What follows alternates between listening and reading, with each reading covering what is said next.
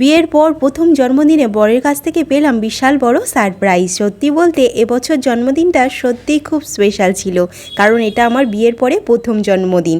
বিয়ের আগে তো বাবা খুব সুন্দর করে সেলিব্রেট করতো আমার জন্মদিন, বিয়ের পরেও বর সেটা ঠিক বজায় রেখেছে। দেখো সুন্দর করে সব কিছুর অ্যারেঞ্জমেন্ট করেছে।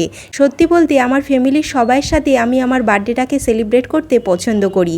সেদিন কিন্তু আমার গঙ্গাসাগরের বাড়ির কেউই এখানে আসতে পারেনি, বাবা মা শরীর খারাপের কারণে আসতে পারেনি, এত দূর তো, আর ছেলে মেয়েদের সব পরীক্ষা চলছে দিদিদের, তাই ওরাও আসতে পারেনি। সেলিব্রেট করার আগেই আমি আমার শ্বশুর শাশুড়িকে দিদিদেরকে ফোন করে নিয়েছি, দূর থেকে ওরা অনেক আশীর্বাদ করেছেন।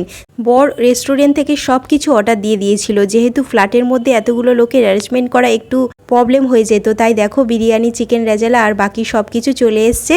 মা প্রতিবারের মতো এবারও নিজের হাতে পায়েস বানিয়ে দিয়েছিল আমাকে, আর পুরো ব্লগটার লিঙ্ক আমি শেয়ার করে দিলাম, অবশ্যই দেখো কিন্তু। আজ আসি, টাটা।